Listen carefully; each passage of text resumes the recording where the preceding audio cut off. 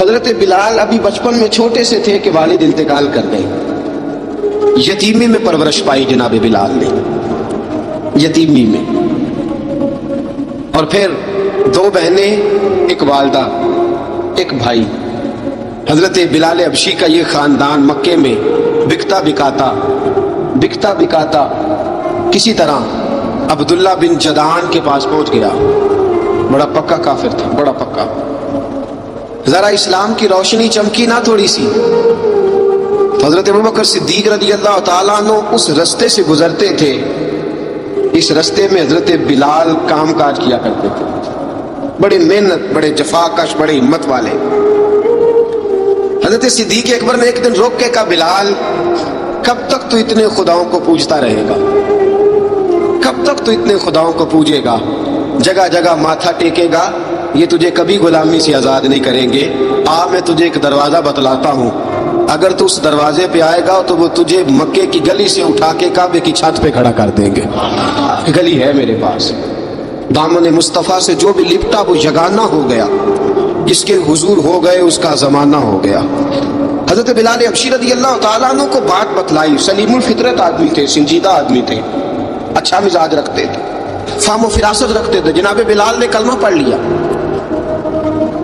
کلمہ پڑھ کے نا تو سب لوگوں نے کہا، بہت سارے لوگوں نے اپنا اسلام چھپا کے رکھا ہوا تھا. 2 واقعات ایسے ہوئے کہ حضرت بلال کا اسلام ظاہر ہو گیا. کسی کام سے بت خانے بھیجا عبداللہ ابن جدعان نے. بت خانے گئے تو لگے ہوئے تھے بت، کتار اندر کتار، بتوں کی کتاریں بنی ہوئی تھی. حضرت بلال نے مٹی اٹھائی اور بتوں کے منہ پہ مار کے کہنے لگے، جو اپنا چہرہ صاف نہیں کر سکتے وہ کسی کو نفع نقصان کیا پہنچائیں گے. جو لوگ دیکھ رہے تھے انہوں نے آ کے عبداللہ ابن جدعان کو بتایا، کہا تیرا غلام ہے اور تو بہت بڑا سردار بنتا ہے، تیری عزت خاک میں مل جائے گی. کسی کو پتا چل گیا کہ عبداللہ کا غلام مسلمان ہو گیا. عبداللہ بن جدعان نے راتوں رات امیہ بن خلف سے بات کی اور امیہ سے کہا، یار یہ غلام لے لو، مفتی لے لو. بتایا نہیں امیہ کو، بتایا نہیں کہ مسلمان ہو گیا. امیہ نے لے لیا. امیہ بڑا سخت آدمی تھا، بڑی طبیعت میں سختی پائی جاتی تھی. اللہ اکبر. لیکن یہ محبت اور عشق یہ چھپائے چھپتے نہیں، اور مسلمان اپنے اسلام کا اظہار کیے بغیر رہ سکتا. ایک واقعہ اور رونما ہو گیا. حضرت بلال پھر ظاہر ہو گئے. ہوا کیا؟ حضرت عمار بن یاسر رضی اللہ تعالیٰ عنہ، مکے کے سارے کافر کٹھے ہو کے غریب آدمی کو مار رہے ہیں. غریب آدمی کو، جب اندر انسان کے چور ہوتا ہے تو بڑا سے بڑا آدمی بھی بزدل ہو جاتا ہے. جب اندر چور بیٹھ جائے نا تو بڑے سے بڑا آدمی بزدل ہو جاتا ہے، اور جب اندر صفائی ہو تو غریب سے غریب آدمی بھی بہادر ہو جاتا ہے. حق پہ ہونا چاہیے، سچا ہونا چاہیے، پھر بہادر ہو. حضرت عمار بن یاسر رضی اللہ، ایک غریب آدمی، مکے کے سارے سردار مکے کے چوک میں کٹھے اور ایک دیوار کے ساتھ کھڑا کیا ہوا ہے. حضرت عمار بن یاسر کو کوڑے مار رہے ہیں، زور زور سے کوڑے حضرت عمار بن یاسر رضی اللہ تعالیٰ عنہ کے بدن پہ لگتے ہیں. وجود لہو لہان ہے. حضرت عمار بن یاسر کو پتا تھا کہ بلال بھی مسلمان ہو گئے، لیکن ان کا خیال تھا کہ یہ کسی کو بتلائے نہ تو ہی بہتر ہے. امیہ بن خلف آیا، سخت دھوپ تھی. جب کوڑے مار مار کے تھک گیا نا، ابو جال نے بھی مارا، ابو لہب نے بھی مارا، ابو سفیان نے بھی مارا، ابو البختری نے بھی مارا، اخنس بن شلیک نے بھی مارا. امیہ بن خلف کی باری آئی تو تھک گیا نا مار مار کے. اسے پتا تھا کہ بلال بڑا سخت آدمی ہے، جو کام بھی کہو بلال کر دیتا ہے. امیہ نے کہا بلال سے، کہا بلال ادھر آ. حضرت بلال گئے، کہا یہ کوڑا پکڑ اور اس کو مار. جناب بلال نے کوڑے کی طرف دیکھا، پھر حضرت عمار کی طرف دیکھا. جناب عمار نہ دیوار سے ذرا آگے ہوئے، تھوڑے سے کانپتی ٹانگوں کے ساتھ تھوڑے آگے ہوئے، اور حضرت بلال کے کان میں کہنے لگے، یار 2-4 کوڑے مار لے، میرا کیا ہے، مجھے تو مار پاڑی رہی ہے نا، چل تو نہ اظہار نہ کر بیٹھنا، 2-4 کوڑے مار لے. حضرت سیدنا بلال حبشی نے نظر اٹھائی. جب پتا ہونا کہ سامنے آگ ہے اس میں کودنا بڑا مشکل کام ہے. جب پتا ہونا سامنے دریا ہے اس میں چھلانگ لگانا بڑا مشکل ہے. موت نظر آ رہی ہو تو اس طرف قدم اٹھتے نہیں. حضرت بلال کو پتا تھا یہ سارے کٹھے ہیں اور مجھے بھی ماریں گے. کوڑا دیا ہے اور اسلام اجازت دیتا ہے رخصت کی. آپ کی گن پٹی پہ کسی شخص نے پسٹل رکھ دیا اور اس نے کہا کہو کہ میں کافر ہوں تو اجازت ہے, کہہ دو, جان بچاؤ. اسلام اجازت دیتا ہے. لیکن سیدنا بلال, حضرت بلال رضی اللہ تعالیٰ عنہ, حضرت بلال حبشی رضی اللہ تعالیٰ عنہ نے حضرت عمار بن یاسر نے کہا یار تو 2-4 کوڑے مار لے لیکن اپنا آپ بچا. حضرت بلال کہنے لگے ٹھیک ہے. حضرت بلال کہتے ہیں ٹھیک ہے, میں 2-4 کوڑے مار لیتا ہوں لیکن اپنا آپ بچا لیتا ہوں. اب جلدی سے امیہ بن خلف چلایا, کہنے لگا تجھے کہا کوڑا مار, پکڑ کوڑا. حضرت بلال نے کوڑا ہاتھ میں لیا, ایک دفعہ امیہ کی طرف دیکھا, پھر ابو جہل کی طرف دیکھا, پھر ابو لہب کی طرف دیکھا, سارے کافروں پہ نظر دوڑائی اور پھر عمار بن یاسر کی طرف دیکھا. کہا عمار تو مار کھا سکتا ہے تو میں نہیں کھا سکتا. عمار تیرے وجود پہ زخم لگ سکتے ہیں تو میرے پہ نہیں لگ سکتے. عمار جس خدا کا تو کلمہ پڑھتا ہے اسی کا میں پڑھتا ہوں, اور جس زلفوں کا تو کہتی ہے میں بھی اسی محمد عربی کی زلفوں کا کہتی ہوں. اب دیکھ ذرا مل کے مار کھانے میں کیا مزہ ہے, ذرا دیکھتے ہیں ذرا اکٹھے ہو کے ظلم سہنے میں کیا لطف آتا ہے. حضرت سیدنا بلال حبشی نے زور زور سے کوڑا گھمایا, اعلان بغاوت ہونے لگا ہے. بلال آنے لگے ہیں میدان عمل میں. جناب بلال نے زور زور سے کوڑا گھمایا اور گھما کے دور پھینکا اور امیہ کی طرف دیکھ کے کہنے لگے یہ عمار اکیلا نہیں, اسے تنہا نہ سمجھنا, یہ اکیلا مار نہیں کھائے گا. اشہد ان لا الہ الا اللہ واشہد ان محمدن عبدہ ورسولہ.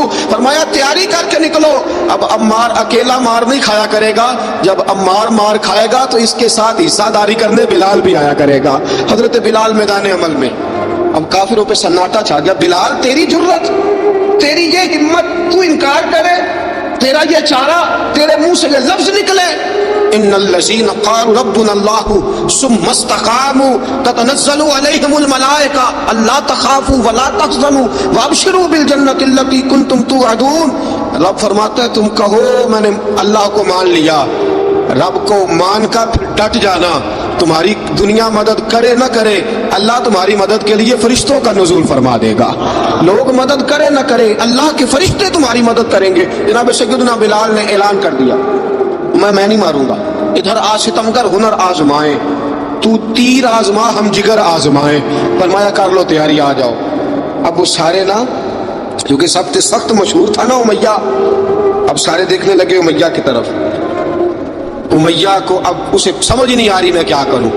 بلال نے تو کبھی نہ کی نہیں, جو کہتے تھے کر گزرتا تھا. یہ عجیب معاملہ ہے. کہنے لگا بلال تجھے پتہ ہے تو کیا کر رہا ہے, تو نے جذبات میں آ کے اعلان تو کر دیا, تجھے اس کا پتہ ہے. جناب بلال حبشی رضی اللہ تعالیٰ عنہ فرمانے لگے مجھے پتہ ہے تو مجھے مارے گا, مجھے پتہ ہے مجھے سزائیں دے گا, مجھے سارا پتہ ہے, لیکن عقل کو تنقید سے فرصت نہیں, عشق پر ایمان کی بنیاد رکھ. فرمایا میں نے عقل کے گھوڑے دوڑانے چھوڑ دیے, بس کلمہ جو پڑھ لیا, جب اعلان جو کر لیا ہے, جب محبت جو کی, تو اب اس میں کسی قسم کی مصلحت کی اجازت نہیں. اقبال کہتا کہ پختہ ہوتی ہے اگر مصلحت اندیش ہو عقل, عشق ہو مصلحت اندیش تو ہے خام ابھی اور بے خطر کود پڑا آتش نمرود میں عشق. عقل تھی محو تماشائے لبے بام ابھی. فرمایا عقل پختہ ہوتی ہے اگر سوچا جائے, عشق کے معاملے میں سوچا جائے تو عشق کمزور ہوتا ہے, وہاں سوچنے سمجھنے کی اجازت ہوتی نہیں. سوچنا سمجھنا تھا کلمہ پڑھنے سے پہلے, اب تو پڑھ لیا, اب سوچنے کا نہیں, اب عمل کرنے کا وقت ہے. اب جناب بلال پر سختی شروع ہوئی, مارنا شروع ہوئے.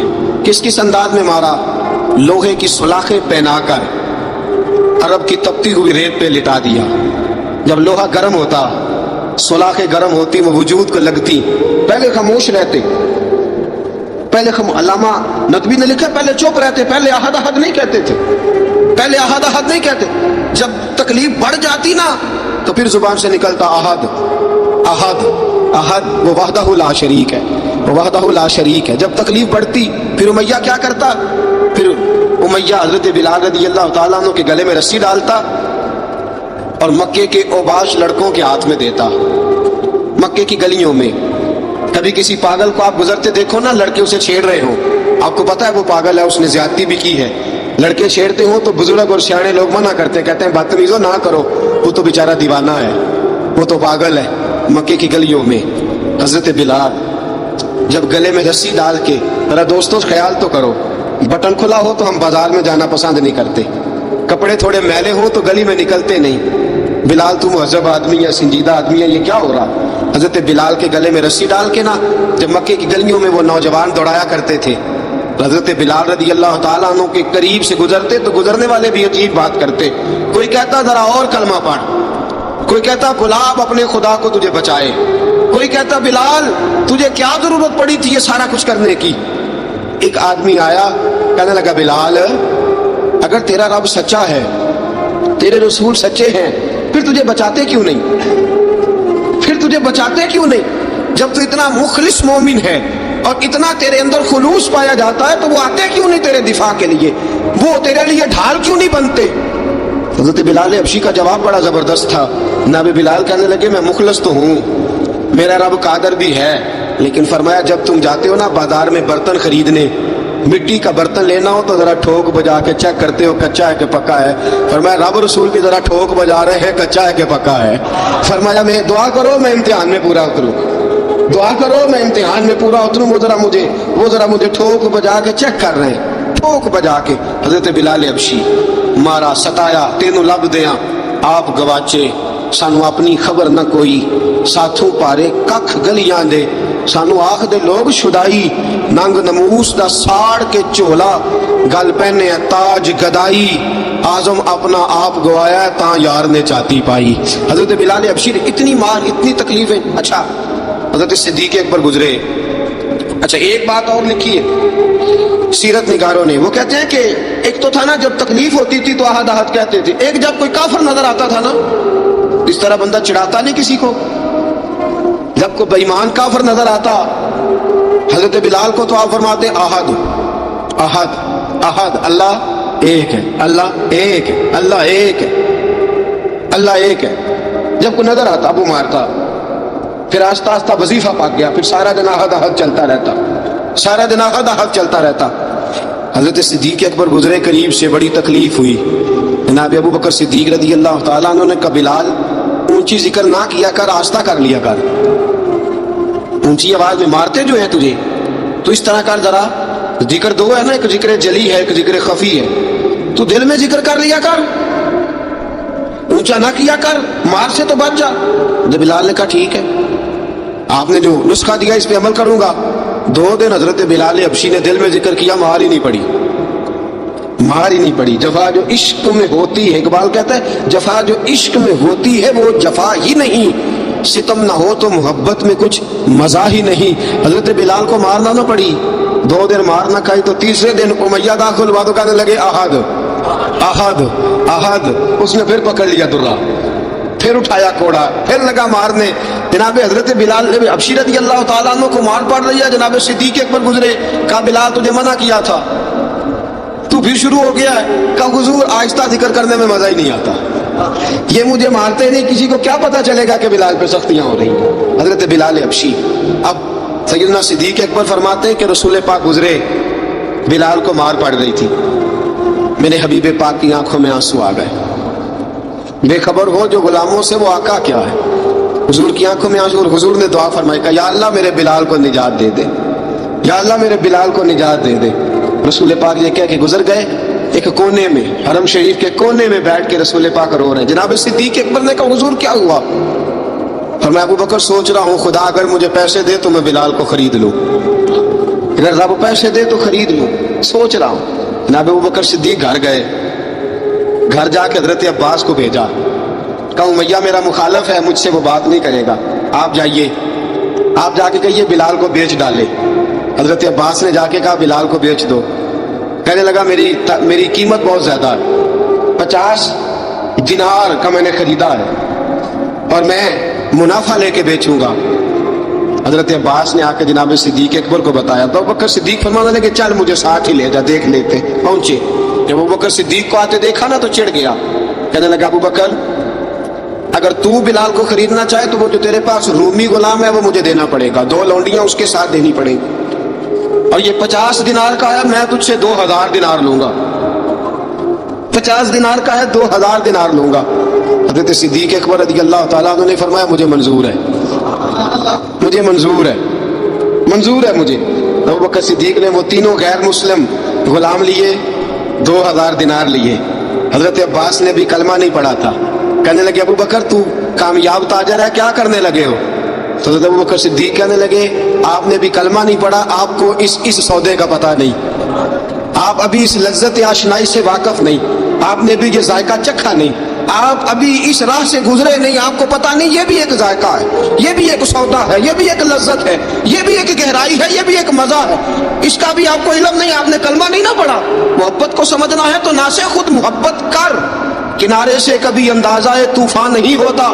فرمایا ابھی تو راہ گزر میں ہے، کہتے مقام سے گزر، ابھی ذرا آگے چلیں گے نا، جب آپ کلمہ پڑھیں گے تو آپ کو پتہ چلے گا۔ حضرت سیدنا بلال حبشی کو لینے کے لیے صدیق اکبر پہنچے، 2000 دینار، 3 غلام پڑھے لکھے سیانے سمجھدار، جب دیے نا تو امیہ کھل کھلا کے ہنسا، کہنے لگا ابو بکر بڑے گھاٹے کا سودا کیا تو نے، ابو بکر تو نے بڑے گھاٹے کا سودا کیا ہے، یہ پڑھا لکھا مجھے دے کے جا رہا ہے اور یہ ان پڑھ تو لے کے جا رہا ہے، یہ خوبصورت رومی غلام دے کے جا رہا ہے اور یہ حبشی کالے رنگ کا تو لے کے جا رہا ہے، اور 50 دینار کا غلام 2000 دینار میں تو لے کے جا رہا ہے، اتنے گھاٹے کا سودا، اتنی بڑی نادانی۔ حضرت جناب سیدنا صدیق اکبر رضی اللہ تعالیٰ کہنے لگے امیہ تو کافر ہے، لیکن تو نے ابھی بھی پیسے تھوڑے مانگے ہیں، تو نے بلال کا رنگ دیکھا ہے، میں نے مصطفیٰ کے عشق کا رنگ دیکھا ہے۔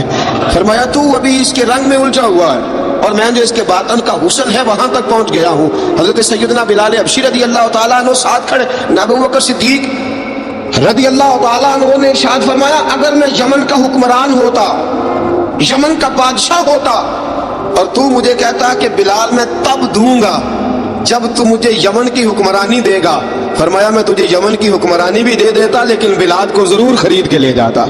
حضرت بلال حبشی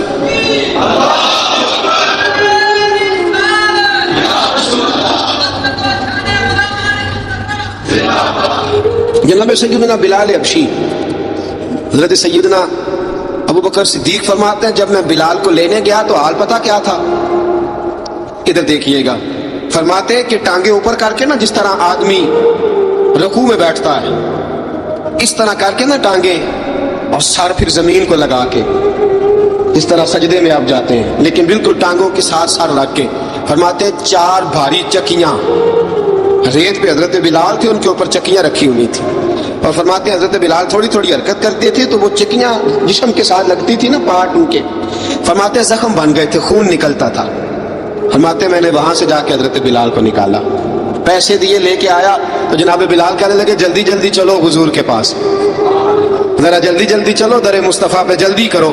تو جناب سیدنا بلال حبشی رضی اللہ تعالیٰ عنہ کے جواب میں حضرت ابوبکر صدیق کہنے لگے بلال جلدی نہ کر، جب میں آیا تھا تو حضور تیرے لیے آنسو بہا رہے تھے، اگر تجھے اس حالت میں زخمی دیکھیں گے تو میرے مصطفیٰ کو اور زیادہ رونا پڑے گا، تو میرے ساتھ گھر چل، میں تجھے کپڑے پہناتا ہوں، میں تیرے زخموں پہ پٹی کرتا ہوں۔ حضرت ابوبکر صدیق مزاج شناسائے نبوت تھے نا، فرمایا چل میرے ساتھ، میں ذرا تیری مرہم پٹی کر لوں، میں ذرا تیرا منہ دھو ڈالوں، میں ذرا تجھے کنگھی کر لوں، تو میرے ساتھ چل۔ جناب بلال فرماتے ہیں جب سے پیدا ہوا تب سے غلام تھا، کبھی کسی نے میرے کپڑوں کی فکر نہیں کی تھی، مجھے تو امیہ 4 دن روٹی نہیں دیتا تھا۔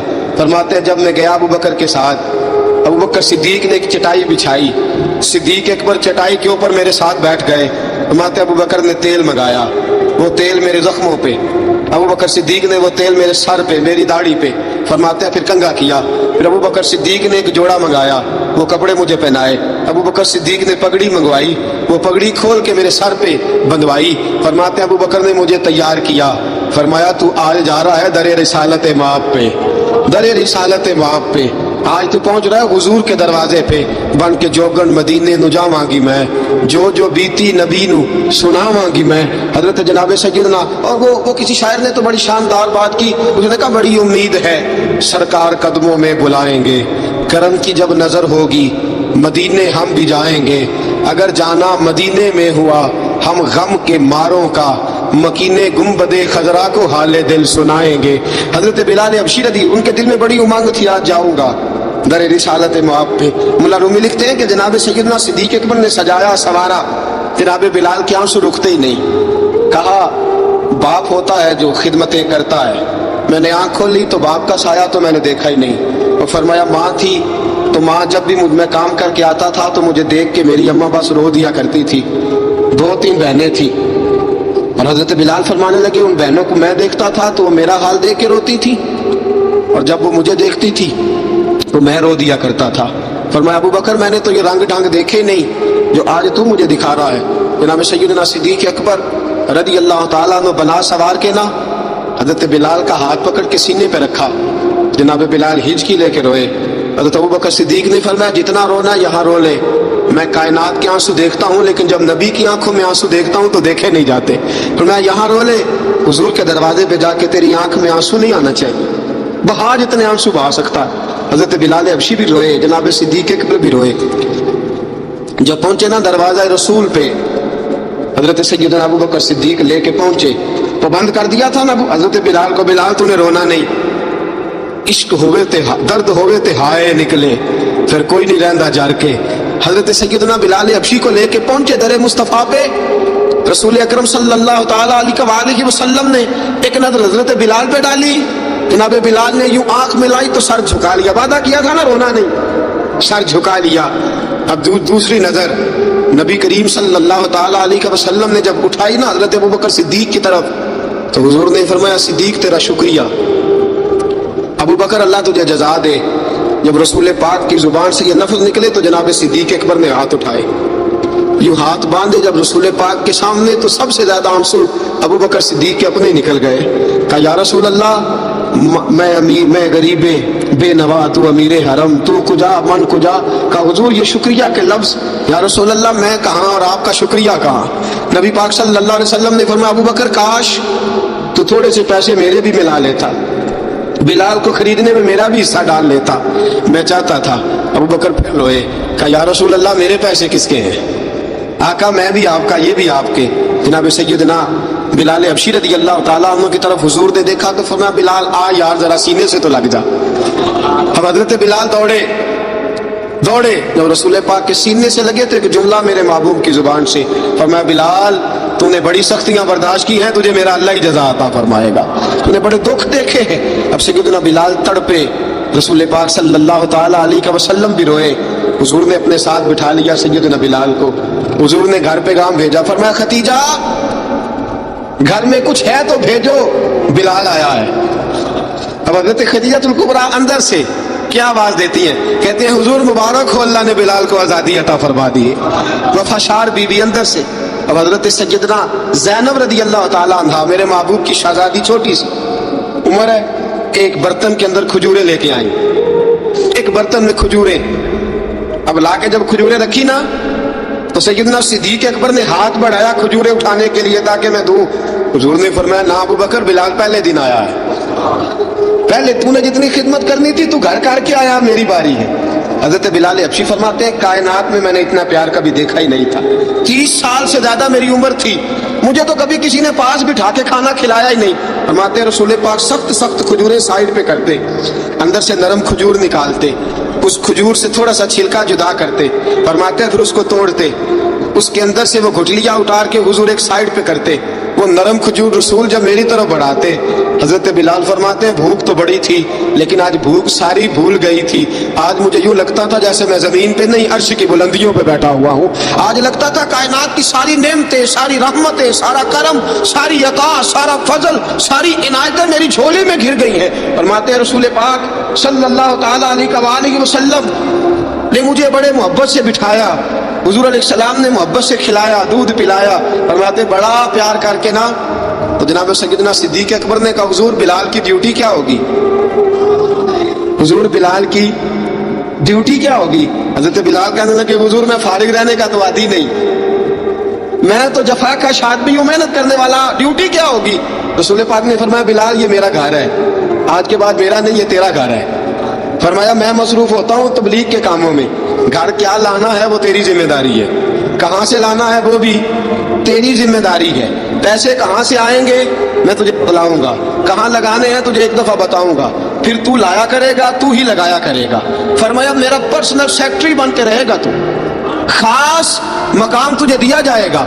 حضرت سیدنا بلال حبشی رضی اللہ تعالیٰ عنہ کو رسول اکرم صلی اللہ تعالیٰ علیہ وسلم نے اللہ نے اس کام پر مقرر فرما دیا۔ اب دیکھیے حضرت بلال رضی اللہ تعالیٰ عنہ جب در مصطفیٰ صلی اللہ تعالیٰ علیہ وسلم پر پہنچ جاتے ہیں اور پہنچنے کے بعد کیا مسئلہ ہے کیوں نہیں چل رہا؟ درود پاک پڑھیے الصلاۃ والسلام علیکہ یا کی گل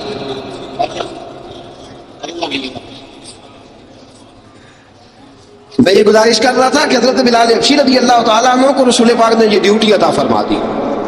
اب پتہ کیا ہوتا، حضرت پردے کی آیتیں تو ابھی آئی نہیں تھی، حضرت بلال رضی اللہ تعالیٰ عنہ رسول پاک کے ساتھ نکلتے تبلیغ کے لیے، کسی کام کے لیے، سودا سلف لاتے بازار سے۔ یہ مکے کے دنوں کی بات ہے، مکے کے دنوں کی سودا سلف بازار سے لاتے۔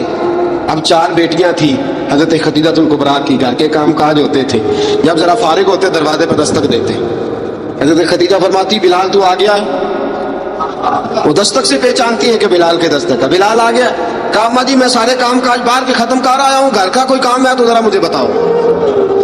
آپ فرماتی گھر کے کام ہے پر میں کر رہی ہوں۔ اب حضرت بلال گلنا شروع کرتے، یہ ہے محبت۔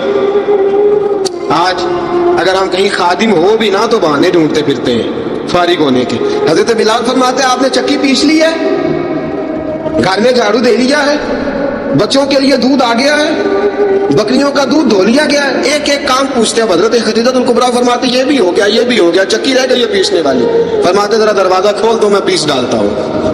حضرت بلال گھر کی چکی پیستے، گھر کے کام کاج کرتے۔ ایک دن نہ دار ارقم میں رسول پاک تھے تو باہر سے کچھ شورش ہوئی، حضرت بلال حبشی کہنے لگے حضور ایک نیزہ نہیں منگوا دیتے مجھے؟ ایک نیزہ، ساری دنیا حضرت بلال کو مؤذن رسول سمجھتی ہے اور ہیں بھی، لیکن حضرت بلال سب سے پہلے نیزہ بردار بھی ہے۔ سب سے پہلے نبی پاک کی حفاظت کے لیے نیزہ جس شخص نے اٹھایا، تلوار اٹھانے والے اور ہیں، جان قربان، نیزہ سب سے پہلے حضرت بلال۔ کہا حضور ایک نیزہ نہیں منگوا دیتے؟ بلال کیا کرنا ہے؟ کہا یا رسول اللہ یہ کافر ہلکی پھلکی شرارت کرتے رہتے ہیں، ذرا میرے ہاتھ میں نیزہ ہوگا نا تو قریب کوئی نہیں آئے گا۔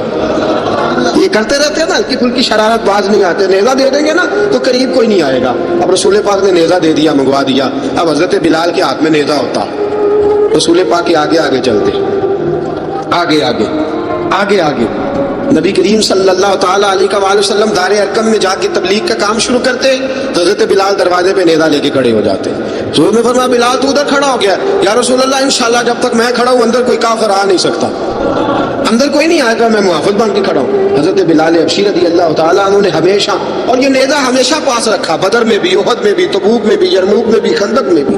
جب نبی پاک نماز پڑھانے کے لیے کھڑے ہوتے تو حضرت بلال نیزہ نبی پاک کے آگے گاڑ دیتے، یہ سترا بن گیا، کوئی آگے سے گزرے گا تو اسے تکلیف نہیں ہوگی، گناہ نہیں ہوگا، حضور کے آگے رکھ دیتے۔ حضرت بلال حبشی نے مکے کے 13 سال سابقون الاولون میں سے ہیں۔ قرآن کہتا ہے والسابقون الاولون من المہاجرین والانصار، فرمایا وہ جو پہلے سبقت لینے والے ہیں نا مہاجر اور انصار، پہلے جنہوں نے سب سے پہلے کلمہ پڑھا، وہ مہاجر اور انصار جنہوں نے پہلے کلمہ پڑھا۔ اور فرمایا والذین اتبعوہم بإحسان، اور وہ جنہوں نے احسان کے ساتھ ان کی پیروی کی، رضی اللہ عنہم ورضوا عنہ، فرمایا وہ اللہ سے راضی ہے، اللہ ان سے راضی ہے، اللہ انہیں جنت میں داخل کرے گا جس کے نیچے نہریں بہہ رہی ہیں۔ ذالک الفوز العظیم، فرمایا یہ بہت بڑی کامیابی ہے، پہلے کلمہ پڑھ لیں۔ حضرت بلال سابقون الاولون میں سے، پہلے کلمہ پڑھنے والے لوگوں میں سے۔ جناب سیدنا بلال حبشی رضی اللہ تعالیٰ عنہ نے پوری دلیری کے ساتھ کام کیا۔ اب آ گیا وقت ہجرت کا۔ رسول پاک صلی اللہ تعالیٰ علیہ وسلم نے حضرت بلال کو فرمایا بلال تو ہجرت کر جا مدینے کی طرف، چلا جا۔ حضرت بلال نے عرض کی حضور میں غلام ہوں، خادم ہوں، ہر حکم ماننا میری ڈیوٹی ہے، لیکن ایک عرض کرنی ہے صرف۔ حضور نے فرمایا بلال کرو۔ کہا یا رسول اللہ آپ مدینے آئیں گے نا؟ آپ آئیں گے مدینے؟ رسول پاک صلی اللہ علیہ وسلم مسکرا پڑے، فرمایا ہاں میں بھی آؤں گا۔ کہا حضور بس ٹھیک ہے، بتائیں کب جانا ہے، بس اتنی سی بات ہے، آپ آئیں گے نا؟ حضور نے فرمایا آؤں گا۔ کہا ٹھیک ہے، بتائیں کب جانا ہے۔ سرور کون مکان سیاح لا مکان صلی اللہ تعالیٰ علیہ وسلم نے فرمایا بلال یہ 16 مرد عورتوں بچوں پر مشتمل 16 لوگوں پر مشتمل یہ قافلہ ہے، اس قافلے کے اوپر تجھے میں امیر مقرر کرتا ہوں، تو ان کو لے کے جائے گا مکے سے مدینے 250 کلومیٹر کا سفر، 250 میل کا سفر۔ حضرت بلال حبشی رضی اللہ تعالیٰ عنہ قافلے کے امیر بن کے، سخت گرمی کا موسم، حضرت بلال کے ہاتھوں میں تلوار ہے، ایک ہاتھ میں نیزہ ہے، ایک ہاتھ میں تلوار ہے، تیر آپ نے پیچھے باندھ رکھے ہیں پشت پہ اور آپ لے کے جا رہے ہیں، کبھی قافلے کے آگے، کبھی پیچھے، کبھی دائیں کبھی بائیں. وہ عورتیں اور بچے ذرا پریشان ہوتے تو حضرت بلال فرماتے پریشان ہونے کی ضرورت نہیں، ہمیں مصطفیٰ کریم نے بھیجا ہے، ہمیں نبی اکرم صلی اللہ علیہ وسلم نے بھیجا. میرا یقین بڑا مضبوط ہے اور میں نبی پاک صلی اللہ علیہ وسلم نے بھیجا، فکر نہ کرو چلو. اب یہ قافلہ جا رہا ہے، حضرت بلال حبشی نے بخیر و عافیت سپہ سالار بن کر اس قافلے کو پہنچایا مدینے میں. اب مدینے پہنچا کے سارے لوگ مدینے والے مدینے میں لگ گئے اپنے اپنے کام. حضرت بلال پہلے دن ہی آ کے مدینہ منورہ سے باہر سراج پہ کھڑے ہو گئے. کہا بلال ادھر کیا کر رہے ہو؟ کہا وعدہ کیا تھا یار نے آؤں گا دن ڈھلے. نبی پاک علیہ السلام نے وعدہ فرمایا تھا میں آؤں گا. اب میرا تو کام ہے نبی پاک کا انتظار کرنا، استقبال کرنا. حضرت بلال روز انتظار کرتا. رسول پاک تشریف لے آئے، حضور حکم کیا ہے؟ فرمایا مسجد بنانی ہے. مسجد قباء بن رہی ہے تو سب مزدوروں سے زیادہ کام حضرت بلال نے کیا. مسجد نبی کی تعمیر شروع ہوئی تو سب سے زیادہ کام حضرت بلال نے کیا. مسجد بن گئی. اب جناب اذان کا معاملہ شروع ہو گیا، مسلمانوں کو نماز کے لیے کیسے بلائیں؟ ایک صحابی کہنے لگے حضور ہم اوپر آگ جلایا کریں گے، جب آگ جلے گی تو لوگوں کو پتہ چلے گا نماز کا وقت ہو گیا. ایک نے کہا ہم بڑی دف منگواتے ہیں، دف بجائیں گے، نماز کا وقت ہو گیا. حضور نے فرمایا جاؤ صبح فیصلہ کریں گے. رات صحابہ سوئے. حضرت عبداللہ ابن زید رضی اللہ تعالیٰ عنہ اور حضرت عمر فاروق رضی اللہ خواب دیکھتے ہیں، خواب میں کوئی اذان پڑھ رہا.